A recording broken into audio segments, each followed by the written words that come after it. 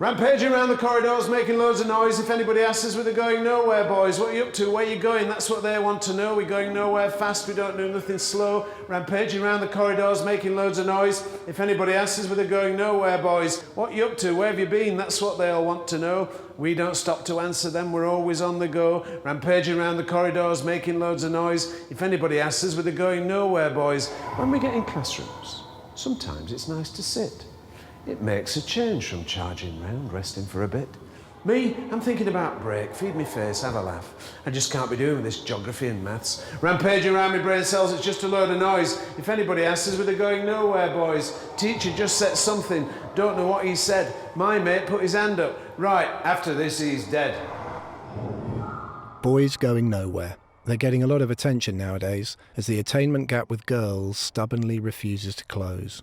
Rampaging around the corridors, making loads of noise. If anybody asks us, we're going nowhere, boys.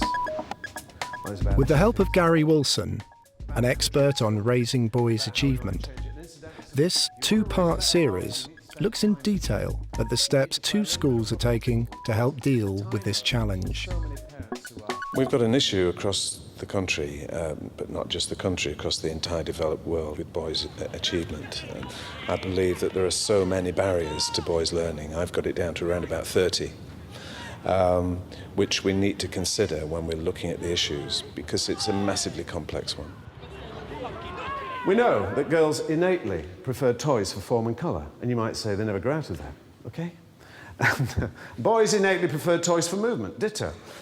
Girls compete for resources when scarce. Boys compete for resources whether they're scarce or not. So you've got 5 boys in your classroom, 5 pencils, 1 boy will want all 5 pencils. The Matthew Arnold School in Surrey has set up a programme focusing on overcoming the barriers Gary Wilson has identified with a specially selected cohort of 53 underachieving boys. This programme works by us listening to you, us listening to what you do well at school and what you think you'd like some extra help with, from taking on board what you've said and trying to put things in place to help you. We've looked at some data on you. We've looked at the current attainment grades. We've looked at something called a motivation grades. 10 being extremely motivated, very interested in your subjects, very hardworking, very keen, very enthusiastic, and 1 being just a bit half asleep. I'd like to be a physiotherapist, but obviously I need good English, maths and science GCSEs for that. So the Breakthrough programme's helped me because I'm underachieving in all 3 of them, I think. I know I can do well, but it's if I put my head to it. And this afternoon you're here because we're going to The breakthrough model they're using is based on what's known as the PDSA change methodology, or plan, do, study and act. We're going to come up with some things that we'd like to try to see if they're going to help you get better grades in school. We're going to try them, we're going to do them, we're going to study them, and we're going to decide whether it's something we want to take on further and whether it would benefit you for the rest of Year 11. The first one of these things that we're going to have a go at to see if it has a positive impact is the reward emails. All of your maths, English and science teachers, every lesson for the next 8 days, if you've had a good lesson and you've worked hard, we'll tick your name on a list, pass it to the office, and the office will email home straight away that day to say that you had a good maths, good English or good science lesson. Each PDSA strategy is monitored to consider its effectiveness. If the study phase shows an idea to be successful, it is actioned. Conversely, strategies deemed impractical or ineffective are quickly dropped. We'll find out how well they get on with their pragmatic approach to the complex range of barriers to raising boys' achievement a little later on. At St Aloysius Boys' School in North London, an alternative strategy is in place called the Arsenal Double Club. Boys with low literacy levels are taken out of non-core subjects for 2 periods a week and given extra literacy or numeracy support within a designated St Aloysius classroom. The Double Club also uses a reward system to support learning. I think boys do respond positively to a reward system. However, it does depend upon what the reward is. A certificate saying you've done particularly well will work for some boys, for others it won't. However, if you're saying to a boy, if you work well, you're getting a football session, you're getting some Arsenal memorabilia, an Arsenal poster or an Arsenal ticket, very few boys are going to turn around and say, I'm not going to work hard. They're going to put everything in it that they can in order to get that reward. Before they moved to the Emirates Stadium, when they were at Highbury, we would always play the Islington Camden football finals in Year 10 at Highbury. And more often than not, St Irish would find themselves in the final because it's a good sports school. Great to watch it. It must have been magnificent to play in it. The Double Club initiative came about really through the popularity of football for education purposes, as well as trying to encourage young people to play football. I think what makes the Double Club unique is that we use football as the motivational tool. So for 50 minutes, the boys work extremely hard, developing their literary skills or their numeracy skills. And then, if they work well, behaviour is excellent, they are then rewarded with a football session. If they don't perform in the classroom, the football session is taken away from them. So it's the carrot and the stick situation. When you're going to Double Club, yeah, you learn about football. Like, it involves football, the work involves football, then you concentrate more because, like, and one of the reasons as well, you try hard because after, there's like class ratings, and if you get lower than a 6, yeah, and then you don't do football, so everybody tries their hardest. If you get 9, 8, 7, 10, you're very good. So if you get 10, you get double football. If we didn't have Arsenal Double Club, I think it would be boring and normal. Because like in a lesson, you got nothing to look forward to except for play and then go back. But in Arsenal Double Club, you got, we got Arsenal Double Club next, get to play football and learn. Back at Matthew Arnold, Year 11 student Tom has been assessed to achieve A grades in 7 GCSE subjects, but is currently significantly underachieving against these targets. If you do not understand the urgency that you have 5 weeks till you sit 7 hours of English exams, 7 hours of English exams. I don't feel like I'm going to manage the grades I'm supposed to get. In a couple of them, I think I'm probably too far behind to actually catch up to the standard that I'm supposed to have got. That is quite depressing, really. My art teacher especially has said, okay, don't worry about what you didn't do last year, worry about what you are going to do this year. We want him to realise what he has to do now to, say in 10, 20 years' time, reach where he would like to be. And it's very difficult to communicate that to a 15-year-old boy. Because he knows everything already. All 15-year-old they do, boys all know of them everything. know everything. The whole Breakthrough group has shown some hopefully motivational case studies from the previous year's GCSE results. He's called Bobby. These are his minimum targets, and this is what he turned them into. So he was predicted 4 Cs and 5 Ds, and he turned them into 5 Bs, 2 Cs and 2 Ds. So it's kind of up and down in some of his subjects. Some of them he did better in, some of them he didn't do quite as well as he wanted. But overall, he's made a really big improvement, particularly in these subjects here, these 4 subjects here, where he's taken them from minimum targets of Ds all the way up to Bs. I cite, for example, as the first barrier to boys learning, their lack of independence before they're even starting school. And I'm sorry that I very often have to point the finger at parents, you know. The number of boys that are standing arms akimbo, you know, at the end of the first few days while they're in school, waiting to have their coats put on. It's no good taking on board a group of boys in year 11, say, and suddenly starting to mentor them through the borderline. My preferred model for schools to work is to work cross-phase. We have to work with the whole boy throughout his whole experience if we're going to make a difference and make it stick. I know if I did my potential, filled my potential the whole way through my school career, then I know I'd succeed. Now it's not too late, but I'm just making it hard for myself. Yeah, I didn't listen in past years. One of the key barriers to fulfilling boys' potential, according to Gary Wilson, is to do with how teachers behave differently with girls and boys. Is the way in which we talk to boys and girls different? Very much so, I believe. You know, that's lovely, dear. What are you doing? You know I talk to boys and girls differently. And I have to say that it's one of the main things that boys say to me, one of the main reasons why boys are doing less well in school, because they honestly believe that teachers prefer girls. They honestly believe that. Can you believe it? What concerns me is not the exam results. It's that caring masculinity and the way in which, the nature of boyhood is becoming less and less attractive to us in society, I think. You think about the kinds of things that you like about teaching boys. They'll be on that list, won't they? You like them because they're fun, they're upfront, they're honest, they're adventurous, they're sense of humour, they ask questions, they're energy, they have more weird and wonderful ideas, they're lively, they're enthusiasm. This is a list of post-it notes I collected. I did that exercise. I'm saving us time here. This is the list I always get when I ask teachers what they like about teaching girls. Well, they're eager to listen, they're neat and tidy, they want to please, they turn tasks, they're eager to learn, they'll sit and listen, they concentrate, they follow instructions, they listen, they always listen, they sit and listen, they're neat, they tidy, they concentrate. And when I've done that exercise, my heart sinks for the girls, really, doesn't it? Because it's really quite a dull list. The fact of the matter is, you love boys. Show them that you do. Danny Coyle, the deputy head at St Aloysius, is a keen advocate of taking direct action when boys start to underachieve. It's important that a school does to children who are stuck on a certain level, who are stuck on level 3 and haven't yet moved up, is the sort of ethos and philosophy is intervention. We don't sit back, laissez-faire, and leave it to the devices of the children or the families, or even the classroom teachers. There has to be a more interventionist strategy. Arsenal Double Club is one aspect of that. We have other aspects that we do, the Saturday morning catch-up clubs, the after-school catch-up clubs.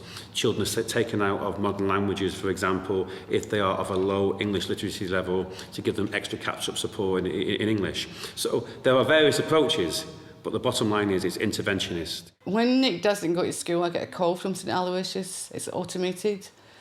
And basically, if you don't answer the automated call first, it'll keep calling you all day. And it sometimes calls me up to 8 o'clock at night until I give them an answer and tell them why he hasn't been in school. Because sometimes it's hard to get up in the morning. And if you were up the night before late doing work and stuff, it might be hard for you. I go to bed about 10 o'clock and I sit in here, watch a movie and fall asleep. Lack of parental understandings of issues related to boys' achievement. Of course there are. The parents who are there at the gates of the school taking the fast food orders. The parents who think it's more appropriate to sit in front of the telly and have your tea on your knee instead of sitting around the table. With his schoolwork and that, I think as long as he finishes it, he's quite happy. He doesn't want to make 100%, and I'm just quite happy for him to go along as long as he does what he's supposed to do. When he's supposed to do it, then I'm fine with that. I know that he's not like Brain of Britain. St Aloysius, an inner-city school, has its own range of socio-economic and cultural barriers to boys' achievement. We have 35-36% of children here who are on the free school meals register, for example, and that only is one indicator of levels of poverty. A lot of parents have negative experience of education themselves, so the attitude of homework wouldn't have such a high profile as it might in other homes. A lot of our boys are up very, very late when they should be in bed. A lot of that we have to tackle on a daily basis. And then there's the problems of the real tragedies that exist in many, many homes, and the stories that you hear in this school that children suffer from are genuine, heartbreaking circumstances of children who suffer from abuse, from neglect, and we have to deal with that as well on a day-to-day basis. 7, 8, you can't count. That's not my school. The Breakfast Club has been with us about 2 years. It's difficult because we could invite hundreds of people, but obviously we haven't got the facilities. We target the children who we know don't get a breakfast at home. So when we know that a child, for example, is getting dropped off at school at 7:30, he's in the Breakfast Club. Or when we know that there's no one at home who either cares or has the ability to look after him, that kid's in the Breakfast Club. We've got a little Scrabble team behind us here at the moment, which are very competitive, and that's a mixed group of boys there, a mixed group of ages as well. They've also got the newspapers, and we do have some debates most morning if there's anything that's really popular in the news. We often have discussions and get the boys' views on what they think. These boys were in trouble, so therefore they were starting the day off poor, they were going into their lessons late, they were sluggish, they were untidy, facility, they didn't have their equipment. This has all come together now, and they're actually much, much happier children. Every child matters, regarding you're a looked after child or that you've got a stable home environment. It doesn't matter in here. They all interact very, very well. We have a head of year who actually, she will pay for some of our children here. If she feels that they're vulnerable children, she's actually gone out and paid out of her school year fund just so that this child gets a breakfast every morning. I know from research that if you've not had breakfast, for example, by 10:30, you've got the reaction speed of a 70-year-old. Now, that's quite frightening. If that boy that we might be thinking about at that time has access to a sugary bar and a fizzy drink, then suddenly we've got a sugary explosion. We've got problems with behaviour apart from anything else. But I'll frequently ask large groups of boys. I was talking to a group of Year 11s just the other day, 120 of them. How many of you didn't bother having breakfast this morning? It was 80% of them. It seems to be a boy thing. And I'm desperate to get messages to parents to say, look, this is a very, very significant issue here. Just as it is in school where we're running breakfast clubs in order to help and we're keeping them hydrated. They need to understand why we're doing that. If I don't eat something at first break, my mind's usually feeling a bit kind of cloudy and can't really focus on anything properly by the time it's about fourth lesson, which usually makes me get something out of my bag to eat then, and then I end up getting in trouble from my teacher from eating in class. And I try and explain, but they never buy it. As part of the PDSA approach, the Matthew Arnold team review the Reward Email Initiative. So this is each boy's name with how many emails they actually received in the cycle. Now there were a maximum of 18 lessons that they could have had, 18 lessons during the 8-day cycle. Okay, so you can see how many they got. Just pass them around. Despite helping to improve motivation grades, it's decided that the scheme is too complex to administrate. That's interesting. The team decide to withdraw the email rewards in favour of a more conventional letter being sent directly to parents. They go on to reflect on which of the many barriers to boys' achievement they should be looking to tackle next. Lack of parental understanding of issues related to boys' underachievement. I think that's an issue. Yeah. I think it's quite. My son won't revise, but I don't know what to do with him differently. Yeah. Intervention occurs too late. Yeah. I'd say about 4 for that. It's with a lot of cases, isn't it? Yeah. I don't think it affects most of our children. I think we do have intervention there. So I'd say with some of our children, intervention occurs too late. The jury is still out on whether intervention has arrived too late for Tom, who has his own views on why he needed it in the first place. A lot of the teacher's time, effort goes towards helping the kids who aren't doing as well. Quite a lot of the other people are still working, and I ask for something new. It's, oh, wait a minute, well, it's wait for everybody else to catch up. But it's always wait for everybody else to catch up. I can never just keep going.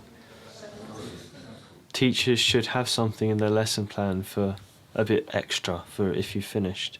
I think coursework generally, the larger the proportion of coursework in the subject, possibly the less boys suitable it is. Is that a 4?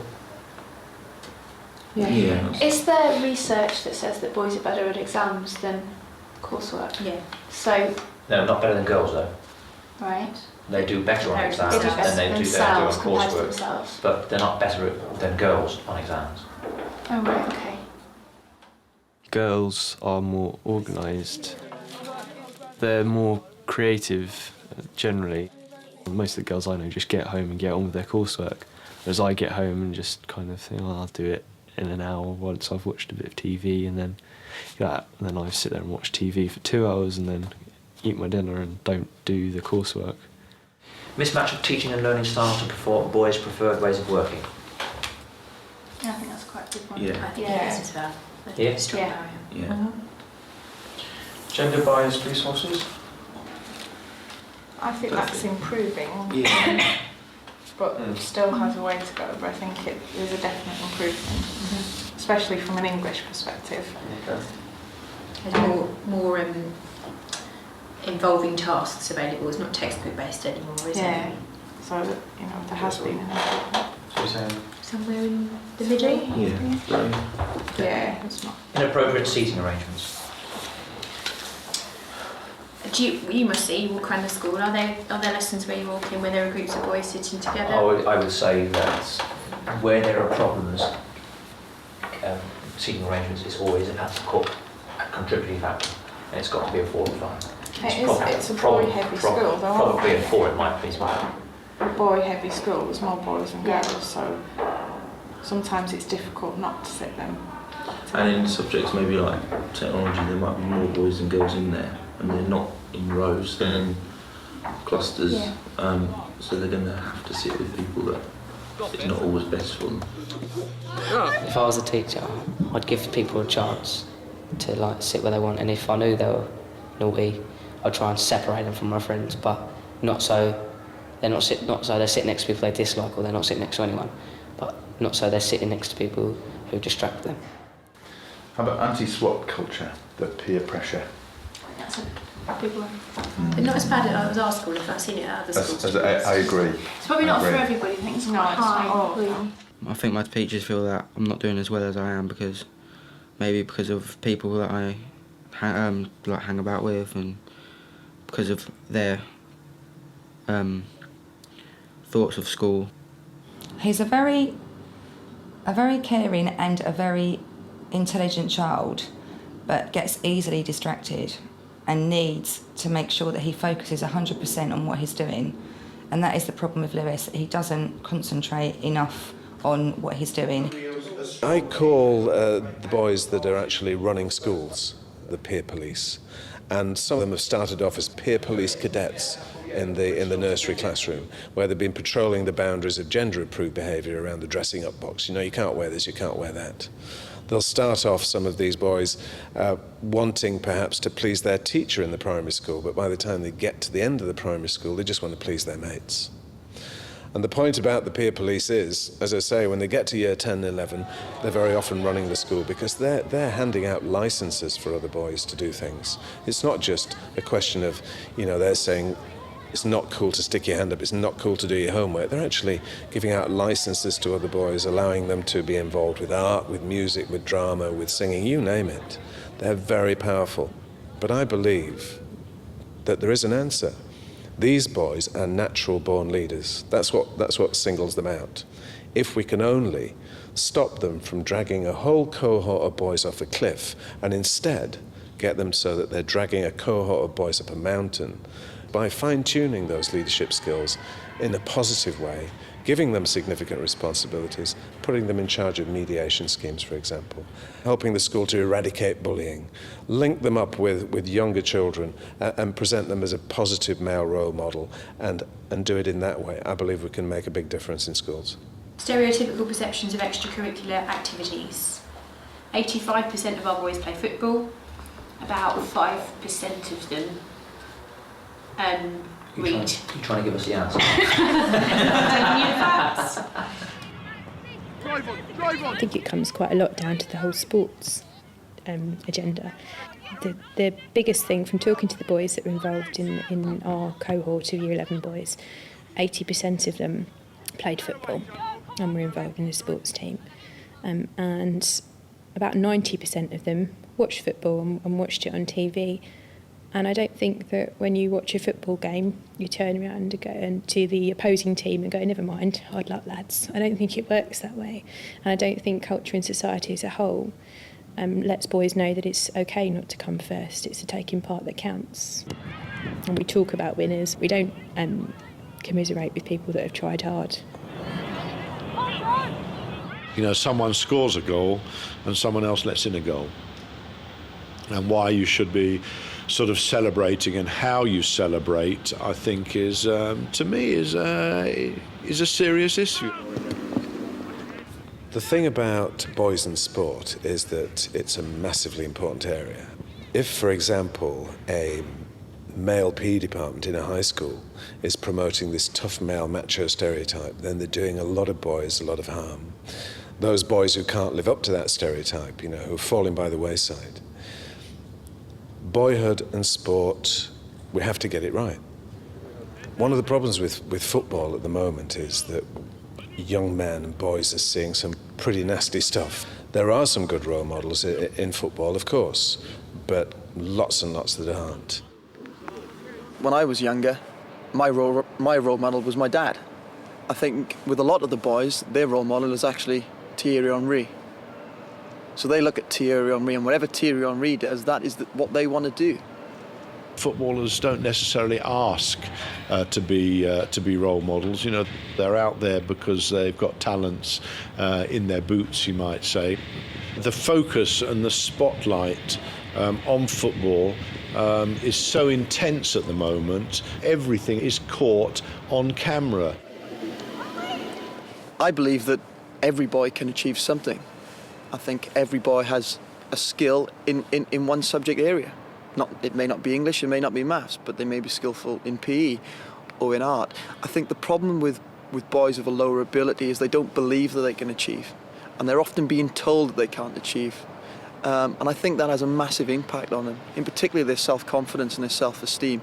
If you're constantly being told by your parents at home, maybe by your teacher, you're not going to achieve because you keep misbehaving, they start believing that. But that's what my teacher wants. In part 2, we see Tom and his dad struggling with a study plan. What your teacher wants you to do is to be in a position where you've finished your... Thomas... He's already told us he's taking us back. Thomas... After we've done the book to do the questionnaire. The whole idea is to work towards the final product. What the whole idea is. I don't care what your teacher says. We all got that. Let's have a look. We look at how low literacy levels might be tackled with football material, and how preferred learning styles and mentoring can develop self-esteem and support increased achievement. Have you explored how you need to do that? Yeah. So you know your path? Yeah, I know.